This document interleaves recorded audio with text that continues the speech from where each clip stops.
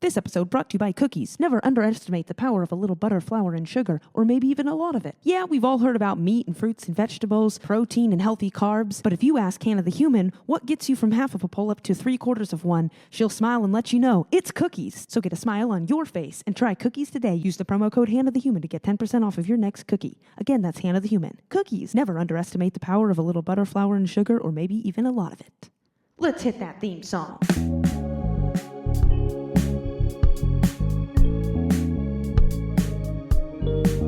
Oh, nice. We're going for like existential vibes. Hannah. Hannah the human.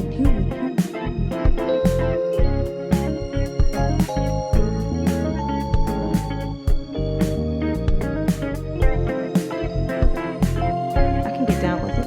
Get down with it. Get down with it.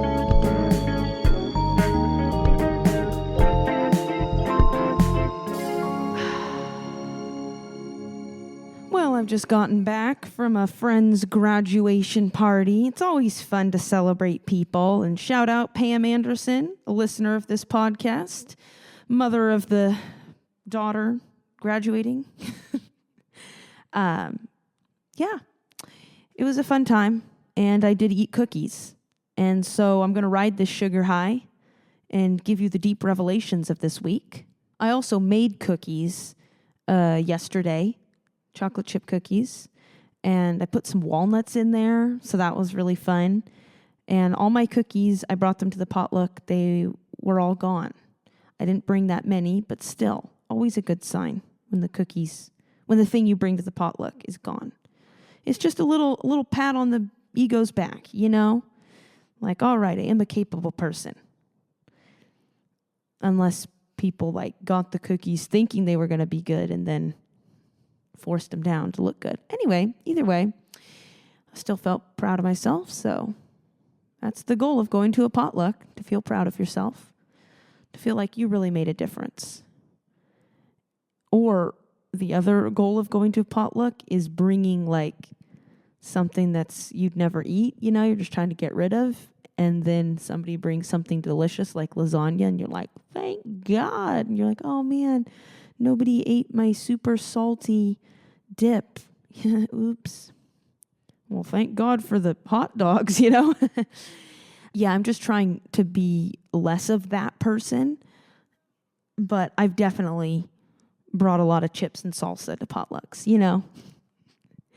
Ultimate sign of being a single person and thinking, gosh, I'm like, really? I gotta put in effort. Like, it makes sense when the family of 4 cooks some meatballs and brings that.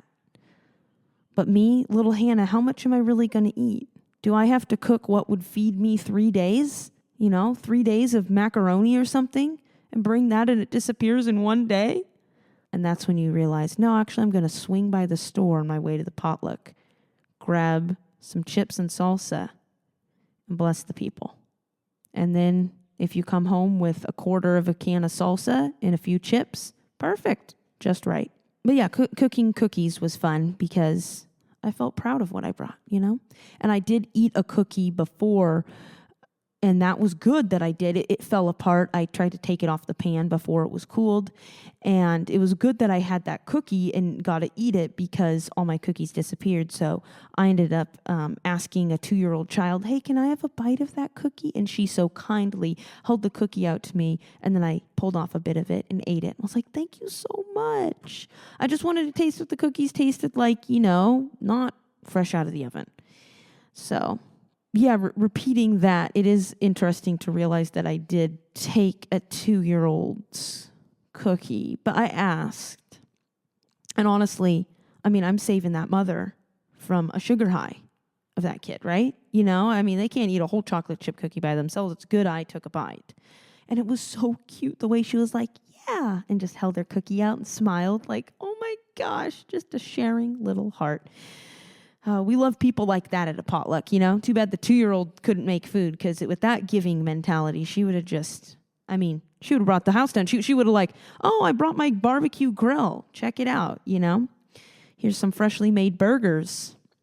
So potlucks, graduation parties, sunshine, springtime. It also been raining. lots of stuff going on. I have 2 more weeks at my current job. So, we're just kind of coming down to the end time of my stay here at Sioux City. I am going to keep my apartment because I have my lease and I didn't find somebody to take the apartment. And so the nice thing is I don't have to worry about moving stuff. I'm just going to pack up what I want to bring to Idaho and take that with me in a couple weeks. So definitely get ready for a podcast that is going to be just kind of recapping my season in Sioux City and what I've learned. But today I want to talk about this new depth to what love means that I've been experiencing lately. I've been experiencing it because there's some boundaries that I'm putting up for myself in a relationship that I have. Nothing terrible, but just I'm realizing that I don't want to keep being the person to reach out when they never reach back. And I do feel bad, like, I should reach out to them. Maybe they're not reaching out because they're not doing good. And it's like, it's been really good for me to process, is it actually okay for me to be okay, even if they're not okay? And to process just the concept of distance, but no lack of love. Because I realize I picked up this idea along the way that codependency is love.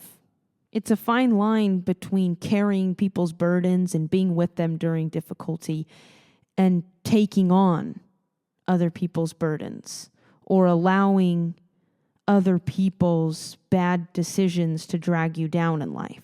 A very fine line, because it feels extremely righteous and nice and self-sacrificing to inconvenience yourself to save another. The issue is I don't think we can save each other.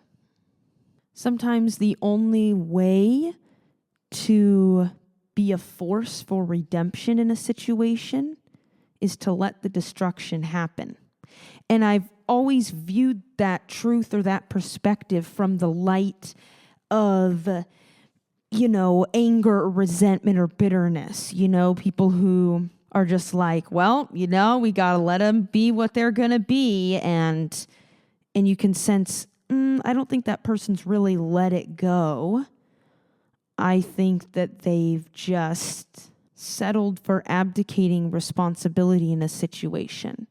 So I can see why in the past I've had difficulty understanding this concept of how can you be truly loving and be distant? How can it truly be the right thing to not intervene in certain situations?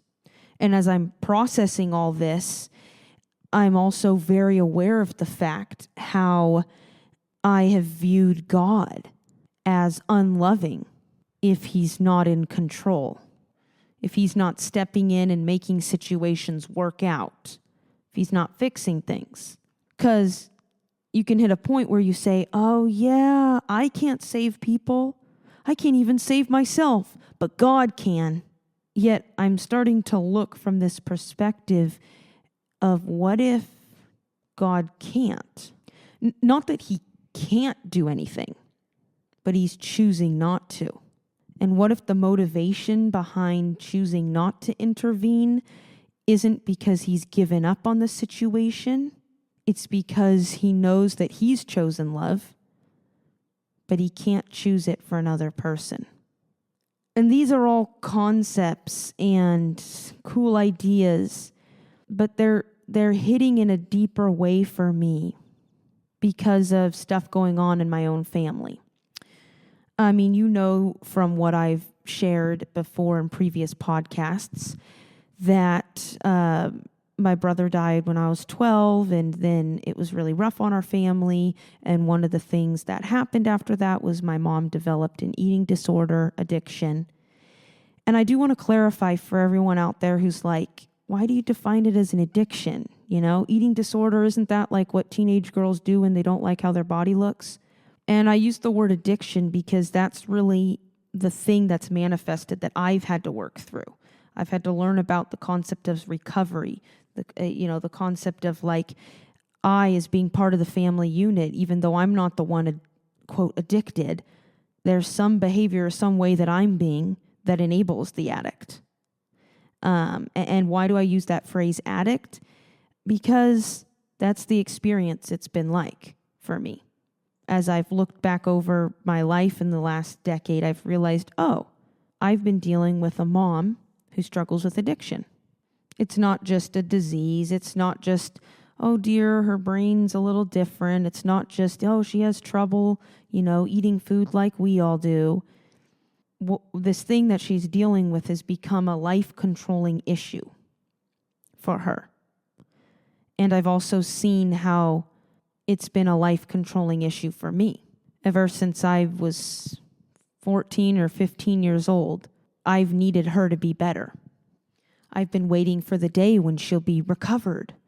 I'll be waiting for the day when she won't be struggling anymore. During moments at church services when they say, is there somebody who needs healing? Let's pray for him. She would come to my mind. I'd pray for her. And I'm not saying it's bad to pray for people or want people's healing. In fact, I want her to be whole. I don't want her to struggle with this. Oh, and I realize I didn't clarify why I call it addiction. I define addiction as a life-controlling issue that involves lying to yourself and others. And I see addiction as this monster that one allows to build within oneself that grows so powerful, it drowns out the true you. We all have little narratives in our head, oh, you're stupid, or oh, you're too short, or whatever it is that we have to fight against, that we have to say, no, I don't believe that. But I see addiction as when that narrative or that substance or whatever it is has grown so big that you no longer have the ability to say, oh, I don't listen to that, shut up. It runs your life. You live by what it says. And you may have moments of popping up for air when you're like, oh, I'm the true me and I'm not living under that narrative. But then you're going to be pulled right back in. And how it looks like with my mom is she can want to not binge at 3 a.m, but she does. She doesn't want to feel sick and call out of work because she didn't eat food or she ate too much of it or she had too much of one thing or whatever. But she does. This cycle, this thing that she's in has become bigger than herself. Yet I see for myself how I have been blind to myself out of an innocent desire for her to be better. She's the one with the issue, right? She's the addict. I want to help her. But then I've tried for long enough to realize I can't. And there's been times I've felt anger and bitterness and rage, like, gosh, this is ruining me, I want to not care, but I do care. And I've known intellectually, yeah, I know I'm not the reason for her to do poorly or for her to do well, but maybe a text or maybe a call or if I'm there for her or something, it can help her get out of this. And I'm seeing for myself, all that's doing is just perpetuating the narrative that she needs to live for me rather than choose to live for her own sake. If it's true that I'm not the reason for somebody's issue, then I'm not the reason for them to get over that issue. Do I need my mom to be better for me? Do I need her to be okay so that I can be okay? I had to wrestle with this concept a year ago when it was a rough patch. Yet this time around, as I'm dealing with these questions again, I've already processed that no, I don't need her to be okay for me to be okay. So this time around, coming from that truth, I've been seeing how allowing for someone to hit a rock bottom may be the most loving thing I can do. Because more than enabling someone's survival, I want to promote someone flourishing. I want to promote abundant life. I don't want to promote not dying. I think I've got this clarity and this new understanding because I've seen different members in my family respond to situations by trying to step in and help. And it's given me clarity and confidence for the decisions I'm making and the boundaries I'm setting. Because, yeah, I do doubt it. It does not feel loving to not reach out when I hear through the grapevine that my mom isn't doing well. And yet, I can feel the pain without regret. And I don't want to become a hard-hearted, calloused person. I want to allow myself to be broken by the brokenness of those I love. And yet, I don't want brokenness to turn into bitterness, resentment. I'm discovering a new freedom to just be sad. And even more than that, to just be present to the love that I have and the love that is given me. And I feel zero responsibility for someone else's response because I am really focused on my response, checking in. How's the love doing? Oh, I'm noticing an anger moment pop up. Let's lean into that. Oh, I'm noticing a sarcastic comment that sounds a bit calloused. Let's check in on that. Touch again the sadness of the love that you have. Maybe that's what humility is. And as I'm doing this work for myself, I'm realizing I don't have the capacity in my life for being close to people who aren't also choosing love, or I guess humility. Again, I don't want to label and, oh, these people are good and these people aren't and these people are toxic and these aren't. And I'm just I just know for myself, I'm really focused on creating a life that's really wonderful and being present to being loved by God and being loved by others and sharing love with others and growing in communication and connection with people and asking myself the hard questions and allowing a spiritual transformation within myself. That's the trajectory I'm on. That's the life I want to live. And when someone else doesn't seem to be choosing that, it's like I don't have to cut off connection. I just notice, oh, wow, they aren't by my side anymore. Guess we're on different points of the journey. And not only is it not my job to make someone connected to me, it's actually impossible. It's pointless. And I've started thinking about, wow, there's God, there's this spirit, this love that is all things, this being, this energy, the power that from all things come, or all things, grammar, anyway, God, wow. And I'm like, wow, maybe in a little way I'm getting to see how God relates to all of us, that he literally doesn't own our, quote, failure.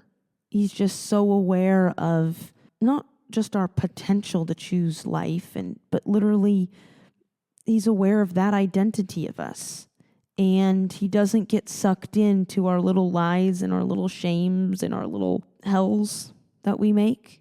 And yet he participates in the darkness we feed, and yet is not that darkness. The light shines in the darkness, and the darkness does not understand it. That's what John, a disciple of Yeshua, Jesus, wrote. He, the light and life of the world, came to the ones he created, and those who were his own did not recognize him or accept him. But as many as did receive him, to them he gave the name Son of God. In him was light, and the light was the light of the world. All things came into being through him. And apart from him, nothing has come into being that came into being. I don't know if I can explain it, but I sure am experiencing a little sliver of how God can bleed from the shrapnel of our breaking and yet not be fragmented himself. I want to read a little essay paper thing I wrote a couple years ago, because I feel like this truth of God being beyond our pain and yet part of it can only be accepted and felt when the truth of him being with us is understood. There can be this idea of, oh, there's God in heaven, right? And then there's wickedness in hell. And there's this separation. And the concept is explained like, well, it's not that God's sending anyone to hell, it's that we are sending ourselves. God's not punishing us, it's just he can't cohabit with sin. And so when we sin, he's like, oh no, I want to be close to you, but you're choosing the barrier of sin. And that just wasn't enough for me when I've had to deal with the hell in my life. That just becomes a cute thing that you can embroider on a pillow in Hobby Lobby. No offense, Hobby Lobby. Or pillows. Or cross stitch. However, when I was dealing with really tough things, and I'm sure you've had these moments where you've had to deal with tough things, I needed a God who could be with me in it. I couldn't have a God who was separated by my mistakes. And what I've been talking about of this like love that's distant, that is not love unless you understand fully this flip side or another aspect of love that sits with us in hell, in our pain. Over the years, that truth has become real to me. It's no longer just a cute little story of like, wow, Jesus was God in the flesh. Oh, he was a baby and incarnation and, Son of God. Like, it's become so real to me that God is with me.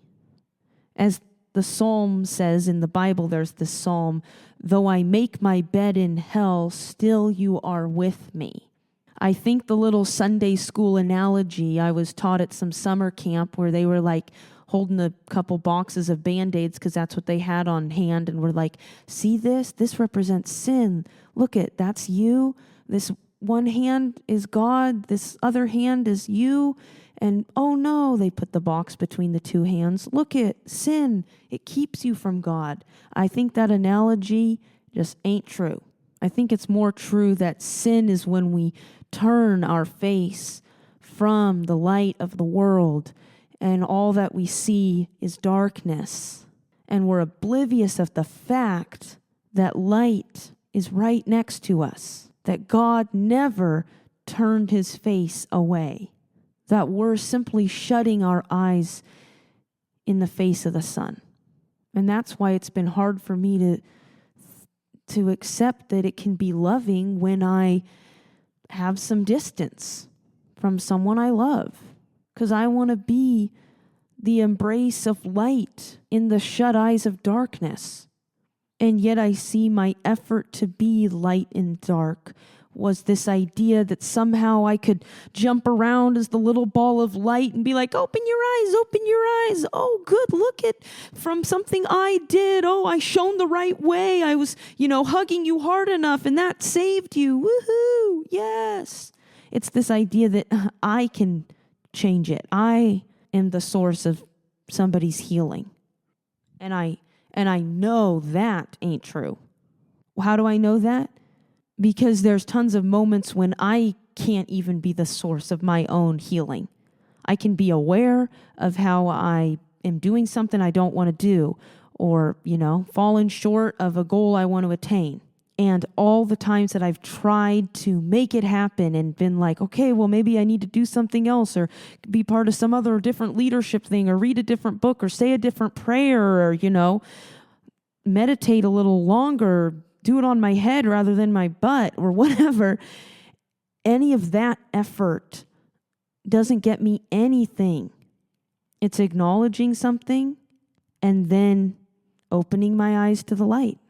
That's all I have to do. I don't have to get rid of the darkness. I just keep turning towards the light. And so like with my mom, that's what I'm doing. I keep turning towards the light. And I'm not turning away from her because she's in the light, even if her eyes are closed. Lost is a concept we make up because it's something we can do with our own souls. But it's really hard to lose your keys when they're in the palm of your hand. And I think we all are in God's hand. It reminds me of a line from a song, "When I thought I lost me, you knew where I left me." And so to kind of give perspective on all that I'm saying, I think I'm gonna read now the little essay-ish thing I wrote a year, 2 or so ago as kind of a way to full circle all these concepts I've been saying. So here it is. Love holds space for all. It can be with anyone and everything. It sits in the mud with the hungry child, and it stands on the hilltop with the wealthy man. Love has faith for all things, hopes all things, endures all things because there's faith and hope. And when even those pass away, love remains. And God is love. God sits enthroned in heaven, shining with golden light, and God hangs on bloody wood, listening to the crying of his mother. God spoke, and there was life, and God spoke again and died. They buried him in a stony tomb. It was the end, except that God still sat on his glorious throne, and it's true that God is love, and love endures, love rises again.